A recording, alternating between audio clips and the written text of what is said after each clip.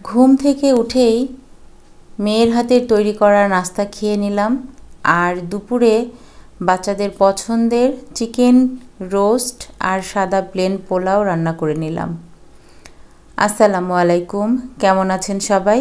আশা করছি কাছে দূরে দেশ এবং দেশের বাহিরে যে যেখান থেকে আমার ভিডিওটি দেখছেন, আল্লাহর অশেষ রহমতে আপনারা সবাই ভালো আছেন, সুস্থ আছেন এবং সহি সালামতে আছেন। আলহামদুলিল্লাহ, আমিও আমার পরিবারের সবাইকে নিয়ে ভালো আছি। আজ শুক্রবার, ঘুম থেকে উঠেই রান্নাঘরে তাকিয়ে দেখি মেয়ে নাস্তা তৈরি করতেছে। কেমন জানি মনে হলো যে স্বপ্ন দেখছি। মেয়েকে বলেছিলাম যে শুক্রবার নাস্তার দায়িত্বটা তোমার থাকলো, তুমি ঘুম থেকে উঠে নাস্তা তৈরি করবা। সত্যিই যে মেয়ে ঘুম থেকে উঠে নাস্তা তৈরি করবে, এটা আসলে আমার কল্পনার বাইরে ছিল। ওকে মাঝে মাঝে আমি নুডলস, পাস্তা, চা এই টুকটাক এটা সেটা করতে দেই, কিন্তু তার মানে ও যে এভাবে সকালে ঘুম থেকে উঠেই রুটি, পরোটা এগুলা করে আমাকে সারপ্রাইজ দিবে, আসলে এটা আমার একেবারেই কল্পনার বাইরে ছিল। আমি তো সত্যি অবাক হয়েছি যে আমার মেয়ে নাস্তা তৈরি করতেছে। যাক, আলহামদুলিল্লাহ, মানে আমি বেঁচে থেকে যে আমার মেয়ের হাতে রান্না করা খাবার খাবো, এটা আমার কাছে সত্যিই একটু আশ্চর্যের ছিল। তো মেয়ে কিন্তু একদম সেম আমার মতো করে পরোটা তৈরি করেছে। এই যে 3 কোনা পরোটা, আমার বেশ কিছু প্রিয় আপুরা আমাকে বেশ অনেক আগেই আমার কয়েকটা ভিডিওতে আমাকে বলেছিল যে আমি যেন কিভাবে 3 কোনা পরোটা তৈরি করতে হয় সেটা যেন দেখিয়ে দেই। তো আমি ওই যে বললাম না, প্রচুর লেজি একজন মানুষ, যার কারণে আমি ঠিকঠাক মতো আমার আপুদের রিকোয়েস্টগুলো সময় মতো আর কি রিকোয়েস্টের কাজগুলো সময় মতো দেখাইতে পারি না। তো ইনশাল্লাহ আগামী ভিডিওতে আমি দেখানোর চেষ্টা করব যে কিভাবে 3 কোনা পরোটা তৈরি করতে হয়। তো মাশাআল্লাহ, মেয়ে কিন্তু অনেক মজা করে পরোটা তৈরি করেছে। আর চাটা কিন্তু আমি তৈরি করেছি। মেয়েকে বললাম যে তুমি ফ্রেশ হও, আমি চা করে নিয়ে আসতেছি, তুমি পরোটা করেছো, মাশাআল্লাহ, এতেই আমি খুশি। তারপরে মেয়ে কিন্তু সাথে সাথে আবার একটু আলু ভাজিও করেছে। আলু ভাজি করে নিয়ে ও পরে খেয়েছে। আর আমার আবার প্রচণ্ড ক্ষুধা লেগে গেছিলো, যার কারণে আমি বললাম যে চা যেহেতু হয়ে গেছে সেহেতু আমি চা দিয়েই খেয়ে নিই, তুমি ভাজি দিয়ে পরে খাও তাহলে। আর এই যে মাশাআল্লাহ, আমার মতো করে লেয়ারে তেল দিয়ে দিয়ে সুন্দর করে পরোটা ও তৈরি করা শিখে গেছে। দেখে খুব ভালো লাগলো যে আমার কিছুটা গুণ ওর মধ্যে গেছে আর কি। তো আসলে আমার মেয়ে মাশাআল্লাহ অনেক কিছু করতে পারে, অনেক গুণে গুণান্বিত। আমার কিন্তু অত গুণ ছিল না।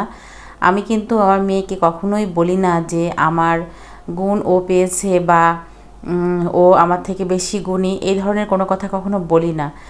তো ওর মনে বেশ আফসোস আছে যে ও বলে, অনেকের সাথে ওর বান্ধবীদের সাথে বলে যে আম্মু আমাকে কখনো বলে না যে আমি এটা পারি ওটা পারি, আম্মু সবসময় বলে তুমি কিছুই পারো না। তো কেন জানি না, আমরা মায়েরা এমনই, হয়তো আমাদের মা যারা ছিলেন তারাও কিন্তু এমনই ছিল। আর আমরাও মায়েরা এমনই, মানে বাচ্চাদের প্রশংসা খুব কম করি, তাই না? ওদের সাথে একটু কম করি, এই আর কি। তো যাই হোক, মজা করে খেয়ে নিয়েছি নাস্তাটা। আর মজা করে নাস্তা খেয়ে আমি দুপুরে রান্নায় চলে এসেছি। বাচ্চাদেরকে আজকে বলেছিলাম যে তোমরা দুপুরে কি খাবা, শুক্রবার যেহেতু, শুক্রবারের দিন একটু মাংস তো রান্না করতেই হয়। তো বাসায় কিন্তু অ্যালার্জির প্রবলেম সবার, যার কারণে অ্যালার্জির খাবারগুলো আমরা প্রায় বাদ দিয়েই দিয়েছি। তার মধ্যে গরুর মাংসটা বেশি প্রবলেম হয়, আর মুসুর ডাল, গরুর মাংস, এই 2টা খাবার বেশি প্রবলেম হয়, যার কারণে এই 2টা আমরা অ্যাভয়েড করার চেষ্টা করি। তো আপনাদের ভাইয়া মাঝে মাঝে বিভিন্ন ধরনের বড় জাতের যে মুরগিগুলো আছে এই ধরনের মুরগি নিয়ে আসে। আর এই যে আমি বাসার পর থেকে একটু যে সোনালি মুরগি এইগুলো নেই, মাঝে মাঝে ফার্মের মুরগি যেটা সেটাও কিনি। তো যাই হোক, আমি একটু লবণ দিয়ে, সোনালি মুরগি ছিল এটা 1.5 কেজি ওজনের একটা, তো এই সোনালি মুরগিটাকে একটু লবণ মাখিয়ে তারপর রেখে দিলাম। আর আমি কিন্তু লবণ মাখিয়েছি আরও আগে, তো আপনাদের দেখানোর উদ্দেশ্যে একটু মাখিয়ে দেখালাম আর কি। তারপর আমি পেঁয়াজের বেরেস্তা করতেছিলাম, আর এর মধ্যেই আমার বাচ্চারা নামাজ পড়ে চলে আসছে। তো আমার পুচকুর বাবাটা কিন্তু এসে আমাকে সালাম দিচ্ছিল। তো ওর দাদাভাইয়ের কাছ থেকে ও শিখেছে যে নামাজে যাওয়ার সময় এবং নামাজ থেকে ফিরে এসে সালাম দিতে হয়।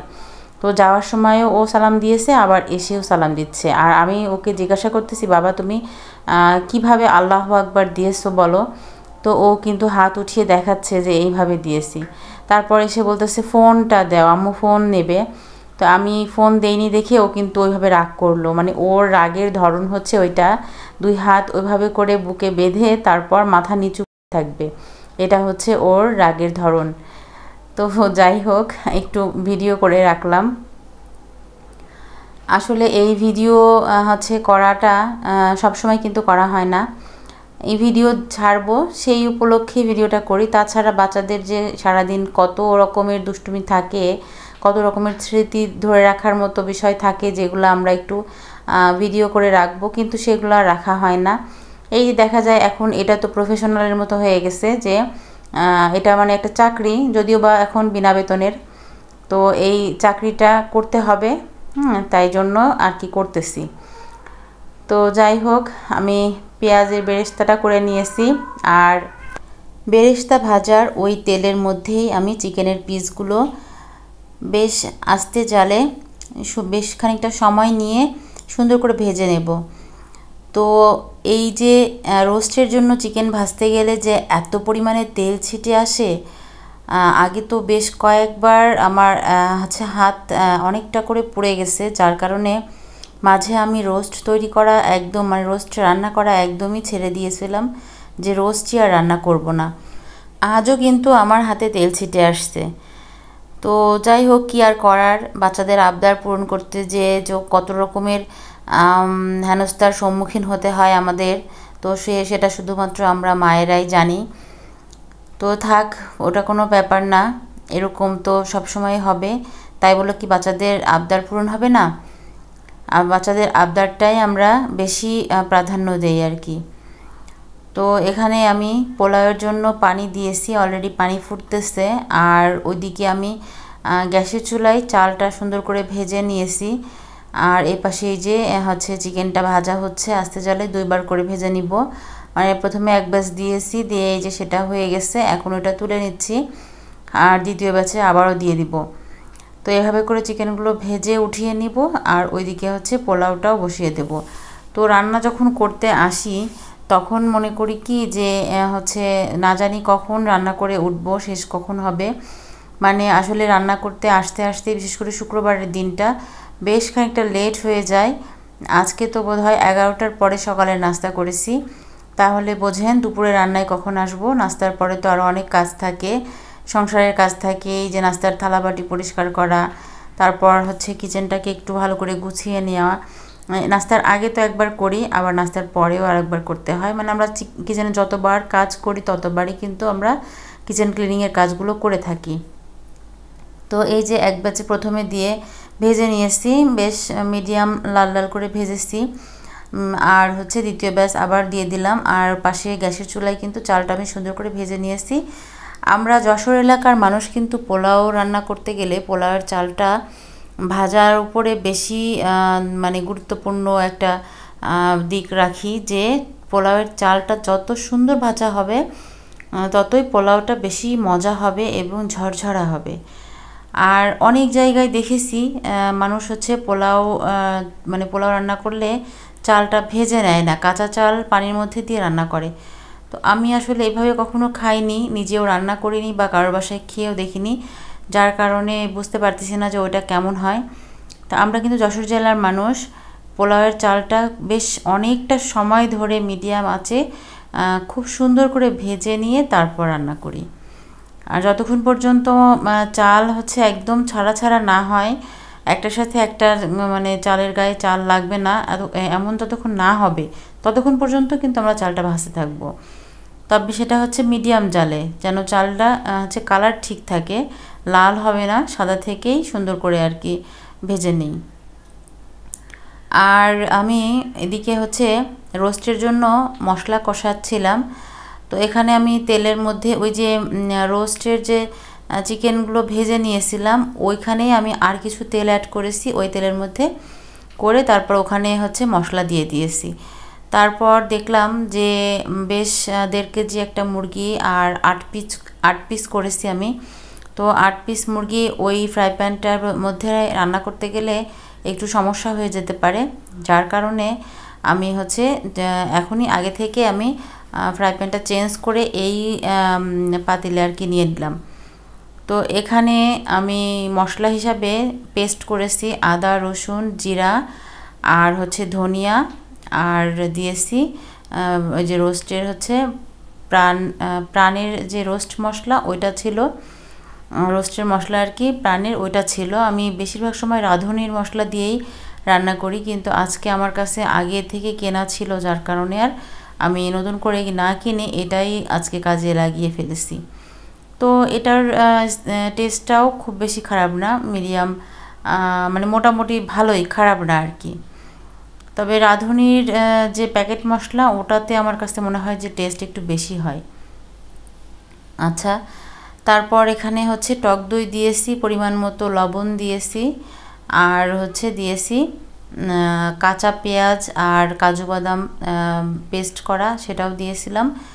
দিয়ে তারপর এই যে মশলাটা সুন্দর করে কষিয়ে নিয়ে যখন মশলা একদম সুন্দর ভাজা ভাজা হয়ে গেছে, ওই পর্যায়ে আমি চিকেনের পিসগুলো দিয়ে সুন্দর করে চিকেনের পিসগুলোকে মশলার সাথে কষিয়ে তারপর হচ্ছে ঝোলের জন্য পানি দিব একটু, যে পানিটাতে সুন্দর করে রোস্টটা সেদ্ধ হয়ে যাবে আর কি, রান্না হয়ে যাবে, এমন পরিমাপ করে পানি দিয়ে দেব। তো এই পর্যায়ে কিন্তু আমি দুধ দেই রোস্টে, কিন্তু আজকে আমার বাসায় দুধ ছিল না, মানে যেটা ছিল আমি সকালে হচ্ছে চা করেছিলাম, আর বাকি আরও একটু ছিল, সেটা আমি বড় ছেলেকে দিয়ে দিয়েছিলাম, ও খেয়ে নিয়েছিল। তো আমার না মাথায় একটুও নাই যে আমার ফ্রিজের দুধের বোতল এটাই শেষ, লাস্ট বোতল ছিল, আমি এটা খেয়াল করতে পারি নাই। আমি ভাবছি যে আরও হয়তো আছে, কিন্তু পরবর্তীতে যখন আমি দুধের বোতল খুঁজতে গেছি তখন দেখলাম কি যে ওই লাস্ট ওইটাই ছিল, ওইটা শেষ হয়ে গেল। তো কি আর করার, যাই হোক আমি আজকে দুধ ছাড়াই রোস্ট আর পোলাও দুইটাই হচ্ছে রান্না করব। তাছাড়া তো আর কোনো উপায় দেখছি না, কি আর করার। তো যাই হোক, রোস্ট কিন্তু অলরেডি রান্না প্রায় শেষের দিকে। আমার ভিডিওর সাথে জানি না এখনও কে কে আছেন, যদি কেউ থেকে থাকেন তো প্লিজ আপনারা আমার ভিডিওতে একটা লাইক দিয়ে ভিডিওটা কন্টিনিউ করবেন। আর এমন ভিডিও যারা পছন্দ করেন তাদের কাছে রিকোয়েস্ট করি আমার চ্যানেলটাকে সাবস্ক্রাইব করে আমার বন্ধু হয়ে পাশেই থেকে যাবেন। হয়তো আপনারা অনেকেই আমার ভিডিও দেখেন, বাট আমার চ্যানেলটাকে সাবস্ক্রাইব করেননি এখনও, তো তাদেরকে অনুরোধ করছি আমার চ্যানেলটাকে সাবস্ক্রাইব করে তারপর আমার ভিডিওটা দেখবেন। এতে করে কি হবে, আমার ভিডিওর নোটিফিকেশনগুলো আপনার ফোনে পৌঁছে যাবে এবং আপনি আপনার সময় মতো আমার ভিডিওগুলো দেখে নিতে পারবেন। তো সিম্পল উপকরণে আর একেবারেই সাদামাটাভাবে আমি সাদা প্লেন পোলাও করে নিয়েছি, আর হচ্ছে চিকেন রোস্ট করে নিয়েছি। তো দুধ ছাড়া কিন্তু মাশাআল্লাহ অনেক সুন্দর হয়েছিল, রোস্টের কালারটা একটু লালচে লালচে এসছে, আর হচ্ছে দুধটা যে দেওয়া হয়নি এই কারণে এই কালারটা এমন আসছে। কোন কোন জেলা থেকে আমার ভিডিওটা আপনারা দেখতেছেন প্লিজ কমেন্ট বক্সে একটু জানাবেন। আমি তো যশোর জেলায় আছি, আর আমার যশোরে প্রচুর পরিমাণে বৃষ্টি হচ্ছে আজ 2-3 দিন।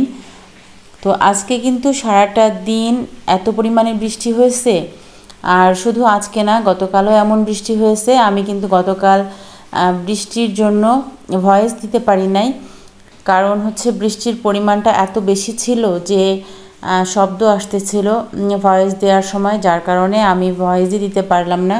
মানে আসলে সব সময় তো ফ্রি থাকতে পারি না, তো যেই সময়টা আমার যেহেতু ছোট বেবি আছে, যেই সময়টা আমার বেবিটা একটু ঘুমায় তখন আমি একটু ভয়েস দিতে যাব, আর ওই সময়টা দেখি প্রচুর বৃষ্টি হচ্ছে, যার কারণে আমি আর ভয়েস দিতে পারি নাই। আজকেও সেম অবস্থা, আজকেও আমি একটা ভিডিওর ভয়েস দেওয়ার জন্য যে কতবার ওয়েট করলাম, বারবার হচ্ছে বাচ্চাটাকে ঘুম পাড়িয়ে ভয়েস দিতে গেছি, আবার ও উঠে গেছে, তারপর ওকে ঘুম পাড়িতে আসছি, আবার বৃষ্টি শুরু হয়ে গেল।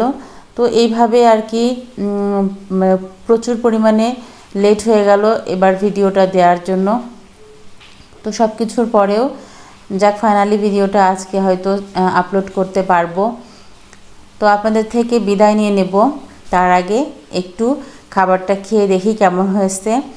তো সত্যি বলতে দুধ ছাড়া রোস্ট আমি আজকে প্রথমেই রান্না করেছি। আমি সব সময় পোলাওয়ের মধ্যেও দুধ দেই আর রোস্টে তো দেই, তো দুধ ছাড়া আজকে রান্না করেছি। মাশাআল্লাহ, স্বাদ কিন্তু একই রকম হয়েছে। আমার কাছে তেমন মানে খুব বেশি ডিফারেন্ট মনে হয়নি। মাশাআল্লাহ, অনেক মজা হয়েছিল।